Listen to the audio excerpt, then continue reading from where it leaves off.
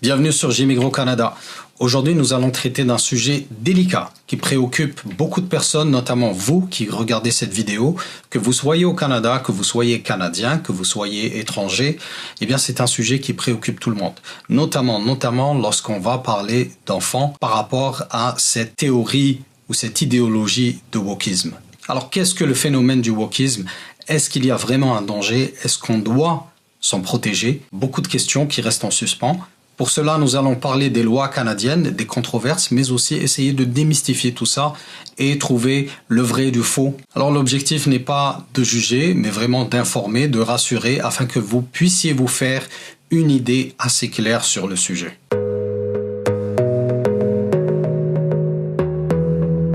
Alors déjà, qu'est-ce que le wokisme? Eh bien, le wokisme, c'est une idéologie qui met l'accent sur la justice sociale. Elle a été pensée afin de garantir l'égalité et les droits, notamment pour certaines minorités. Alors au Canada, ceci se traduit par des politiques et des lois progressistes que certains jugent vraiment extrêmes. Ils jugent aussi qu'il y a eu beaucoup d'excès, notamment lorsqu'il s'agit d'enfants. Alors j'ai longtemps parlé de la Charte canadienne des droits et libertés sur cette chaîne, et là encore je vais en parler parce que c'est elle qui garantit les droits et les responsabilités et tout ce qui a trait aux libertés personnelles. Et cette charte garantit l'égalité devant la loi afin d'éviter les discriminations, notamment quand il s'agit d'orientation sexuelle ou d'identité de genre. Alors quand on parle de transidentité, il faut voir deux dimensions. Alors il y a la dimension des adultes, donc les adultes sont libres de faire ce qu'ils veulent. Si un adulte décide de changer d'identité, il a le droit de le faire. Donc ça, vraiment personne ne peut s'y opposer. Et honnêtement, si vous êtes adulte, que vous pouvez prendre des décisions pour vous-même, eh bien faites-le. Par contre, quand il s'agit des enfants, la loi canadienne est quand même assez claire. Ce n'est pas aussi facile pour un enfant d'aller demander de changer d'identité. Par exemple, aller chez son prof et dire « voilà, je me sens fille ou je me sens garçon, est-ce que je peux commencer un traitement ?» Non, ça ne se passe pas comme ça. Déjà, il y a tout un process. Les jeunes peuvent explorer ces choses-là sans forcément aller vers tout ce qui est médical.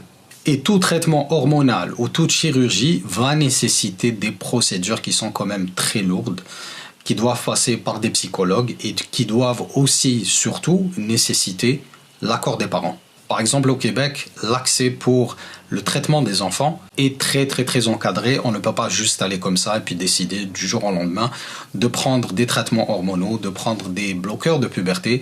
Ce n'est pas aussi simple.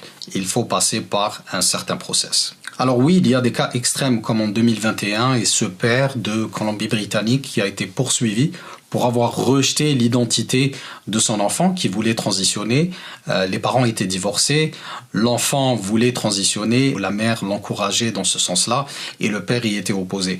Donc il y a eu une bataille judiciaire, le père a été condamné, mais il faut aussi regarder les détails de ces histoires-là qui ne sont pas vraiment représentatives de ce qu'est le Canada aujourd'hui. Alors si vous voulez mon avis, tout ce qui touche à la transidentité, à la transsexualité, ce n'est vraiment pas quelque chose qui court les rues, ce n'est pas quelque chose qu'on voit tous les jours, ce n'est pas quelque chose qui est poussé.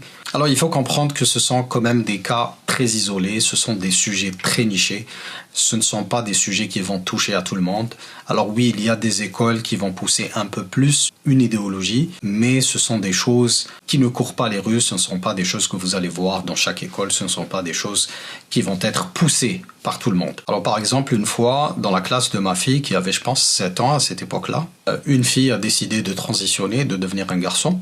Donc du jour au lendemain, elle est venue, elle a demandé à ce qu'on l'appelle, ou du moins il est venu, a demandé à ce qu'on l'appelle avec un nouveau prénom. Alors oui, ça a créé un petit souci en interne chez nous, parce que notre fille ne comprenait pas, puis on a juste pris le temps d'expliquer. Voilà, tout simplement. La meilleure chose à faire, c'est d'insister sur votre idéologie à vous, d'expliquer pourquoi certaines choses ne sont pas forcément acceptées chez vous, dans votre religion ou dans votre approche. Que vous soyez religieux ou pas, ceci n'est pas important de toute façon, car au final, les enfants comprennent. Ils comprennent quand on prend le temps de leur parler. Et ça, j'insiste là-dessus tout le temps. On ne va pas ramener ces enfants ici et espérer qu'ils vont faire leur éducation tout seuls. C'est un petit peu différent de nos cultures, de là où on vient, où c'est pratiquement toute la famille qui va aider à éduquer un enfant. Donc on a les grands-mères, les grands-pères, on a la famille, les oncles, les tantes. Ici, on est quand même seul. Et qui veut dire seul, veut dire un peu plus de travail au niveau communication, un peu plus de travail au niveau éducation, puis sensibiliser les enfants pour que, ils puissent accepter les différences des autres, ça c'est très important, que 2, ils ne les jugent pas, et que 3, ils comprennent aussi pourquoi nous, on ne peut pas se permettre certaines choses. Et ceci vaut pour tout le monde, qu'il soit canadien ou qu'il soit aussi immigré. L'autre problématique, je dirais, ce sont les problèmes scolaires. Je sais qu'en Ontario et au Québec, il y a eu beaucoup de discussions sur certains sujets qui sont mis dans des livres où on parle de sexualité, mais vraiment à un degré quand même assez poussé pour des enfants au primaire. Alors, est-ce que c'est une bonne chose ou pas? Ce n'est pas à moi d'en juger. Moi, j'ai ma propre opinion, mais c'est à vous aussi de regarder le curriculum de vos enfants. Ça, c'est quelque chose qu'il va falloir faire. Regardez s'il y a des choses qui vous gênent. Et bien tout simplement vous exprimer. Alors vos doléances seront plus ou moins acceptées dans certaines écoles et je peux vous dire que dans certaines provinces et dans certaines écoles aussi, on va peut-être vous envoyer balader, vous dire voilà c'est comme ça et pas autrement. Donc à vous aussi de bien choisir le quartier dans lequel vous allez vivre, de bien choisir l'école et puis honnêtement, si vous avez toujours peur, les écoles privées existent, oui ça a un coût. Mais au final, vous pouvez contrôler, si vous voulez, un petit peu ce qui est dit ou ce qui est inculqué à vos enfants. Alors quand je dis contrôler, je sais qu'il y a des personnes qui vont commenter par rapport à ça. Alors on ne contrôle pas nos enfants, on contrôle ce qu'ils vont mettre dans leur tête. Et pour moi, ça c'est quand même important. On ramène des enfants à la vie pour les éduquer de la façon dont on veut. Alors oui, on les amène aussi au Canada pour qu'ils apprennent une autre culture, mais on n'est pas aussi obligé de tout accepter. Ça, c'est clair et net. Et même les Canadiens vous le diront, il y en a plein qui sont contre ces idéologies, ou du moins contre le fait qu'on pousse ces idéologies vers les enfants. Et je suis d'accord avec ça. Un enfant, c'est un esprit vierge, c'est un esprit qui doit se développer. Oui, c'est un esprit qui doit aussi comprendre les différences et les accepter. Mais ce n'est pas aussi un esprit qui doit juste prendre des choses et dire que oui, je vais les accepter et les appliquer à moi-même. Il faut quand même se protéger, notamment pour ceux qui sont sensibles, notamment pour ceux qui ont quelques soucis à la maison. On sait très bien, l'adolescence est une période très difficile et c'est une période dans laquelle plusieurs choses peuvent arriver. Alors il y a aussi le débat sur les drag queen storytime dans les bibliothèques publiques. Alors très sincèrement, pour moi, ça ce n'est pas une problématique. Pourquoi? Parce qu'on a le choix d'emmener ses enfants ou pas. Si moi, personnellement, je vois qu'il y a des drag queens qui vont aller lire un livre à mon enfant de 3-4 ans, je n'emmènerai pas mon enfant. C'est un choix, tout comme la bibliothèque peut choisir aussi de ramener des drag queens. Alors, est-ce que je suis d'accord ou pas? Ce n'est pas ça le problème. Est-ce que les parents doivent le faire ou doivent s'exprimer? Oui, alors chacun est libre de s'exprimer, surtout que les bibliothèques sont payées par nos taxes. Alors sincèrement, je ne vois pas l'utilité de ramener une drag queen pour raconter des histoires des enfants.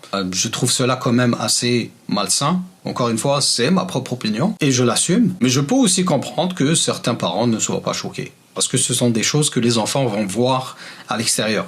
Moi, la seule chose que je ne veux pas, c'est que mes enfants s'identifient à certaines choses comme cela que moi-même je n'accepte pas. Alors encore une fois, le droit canadien protège les droits des personnes qui font partie des minorités, mais très sincèrement, tout le monde a ses droits. Il y a la problématique des pronoms. Est-ce que je vais appeler quelqu'un par le pronom qu'il a défini? Ou si moi, ma culture ne me permet pas, ou ma religion ne me permet pas d'utiliser certains mots, est-ce que je suis obligé de le faire?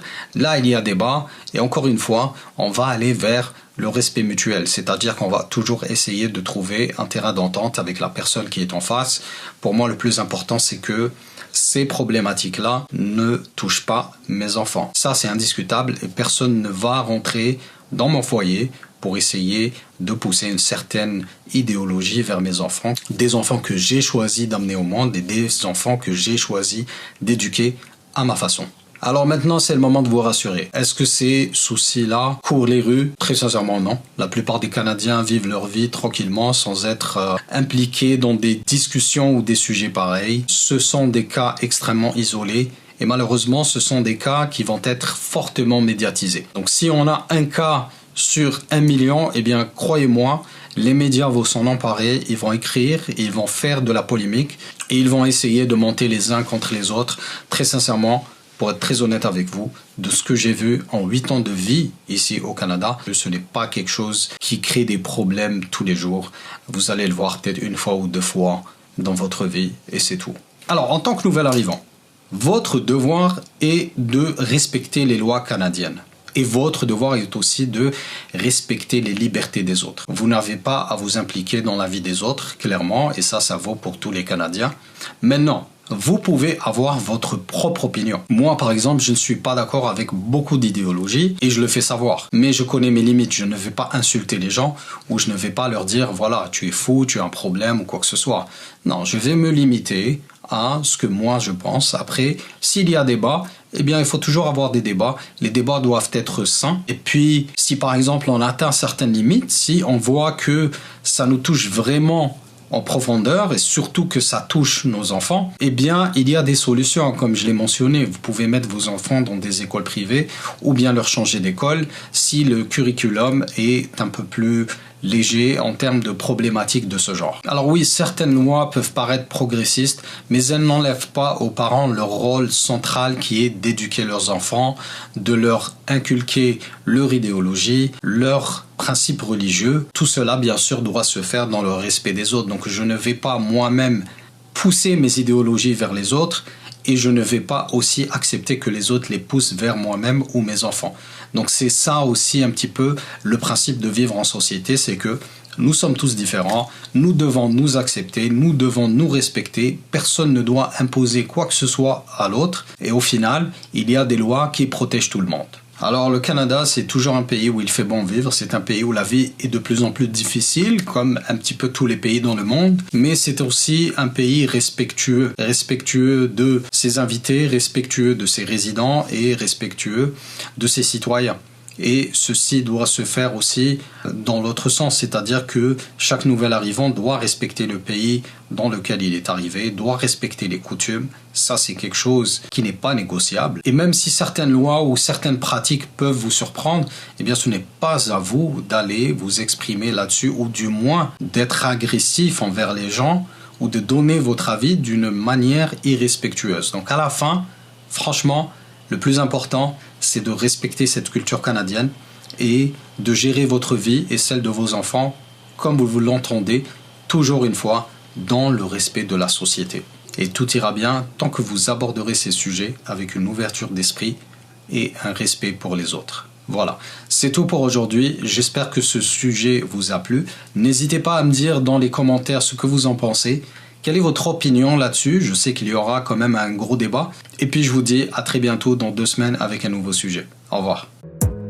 You gotta focus on yourself, on your faith, on your dreams, on your mind, on your health, yeah. You gotta work, never tell, keep your head down, find what you love and excel, yeah.